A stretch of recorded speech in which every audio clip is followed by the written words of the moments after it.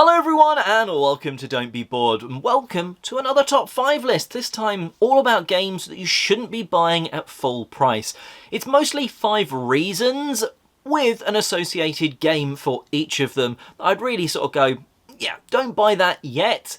The first one is any of the current unlock boxes, at least up to the ones that have been released as of now.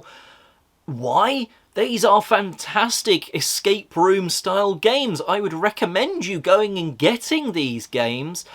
But if you're getting them for yourself, really take a look at the second-hand market, because you can often get these at least £10–15 cheaper when someone's bought it, played it through, and none of the components in the Unlock series are used up. Unlike some of the other escape rooms where maybe things are cut or once a puzzle's done it would be hard to put back, the Unlock series, it's mostly a deck of cards, maybe 1 or 2 additional components that aren't used up or tainted in any way, which means if you bought a second-hand copy, well, as long as the starting card is on the top, the rest can be shuffled into any order you like. As long as you've got that starting card, you know where to start and you're going, and you can therefore get the same experience for cheaper. So don't buy Unlocks at full price. Next up is a game that is often discounted, and that is Splendor. Now, I think there's a few games that tick this sort of box. Splendor, Ticket to Ride, like Europe, the original. Those sort of games, they are often on sale, not only in board game shops and online and stuff, but also in mass marketplaces. Now, I can't speak for, say, in the US, but certainly here in the UK, there are other stores, like maybe sometimes WH Smith's or even Waterstones, that actually stock some of these board games, and they will have discounts on them as well. Now, if you're seeing those discounts in those sort of places, you can definitely get them online, and it's just, yeah, some games, they're sort of evergreeny, they're always going to be there, they're even in, like, high street stores, so don't pay full price for it, when if you could wait a few weeks, you'll probably see the next sale on a whatever store online or bricks and mortar, wherever it is, and you can go and get that one cheaper. I've said Splendor as I've personally seen it on offer in a number of places online and offline, but yeah, you could definitely sub in maybe a Ticket to Ride or a few other sort of like Catans, that sort of stuff that have started to break into mainstream. Next up is an unfortunate one for the list, because it's a game I really do love, and it's Terraforming Mars. Now, personally, it's a fantastic game and I can recommend you buying it, but there is a bit of a feeling, if you were to pay full whack for it, that the component quality is at times meh at best. For instance, the player boards are thin cardboard, very thin cardboard, and that's the sort of stuff which you'll see many people that own the game have upgraded into resin, 3D printed ones, wooden ones, whatever, which makes it hard to recommend buying just the game, certainly when it's at full price, because it's like, yeah, you're probably gonna, to actually get in like proper enjoyment and the game feel a bit nicer, you're gonna have to go and buy this other thing. Like, the cards are fantastic, although some people will complain about the sort of mismatch of artwork, but those player boards are the big thing for me that don't feel that premium. So if I've paid full price for it, I'd be a little let down. If you don't pay full price, enjoy the game, then you've got that saved money that you did get to go and buy those upgraded player boards, and I think you'd feel a lot better about your purchase.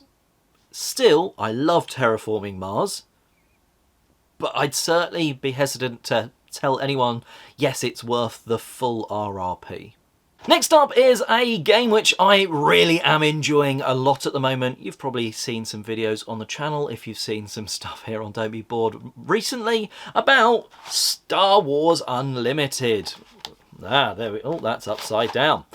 Why am I therefore saying don't buy this game? And it's because, well, you can definitely pick it up cheaper by just waiting a little bit.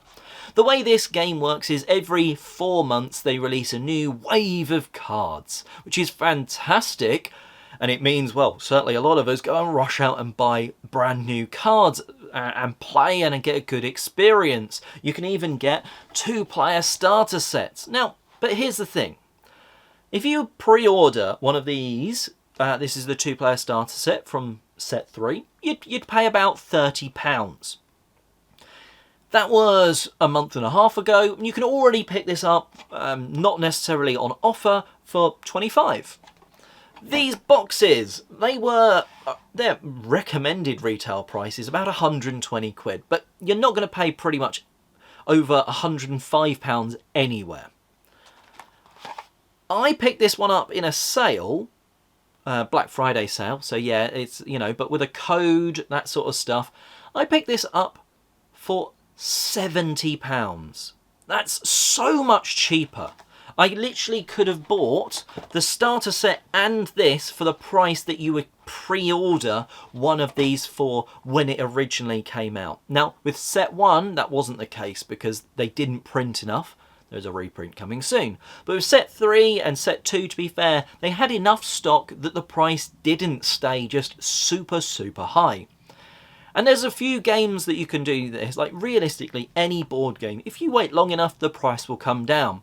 But for Star Wars Unlimited, the price comes down pretty fast. So if you're just willing to wait a month after the original release, you can definitely get it cheaper. And it's a game I'd recommend you getting a 2-player starter set of.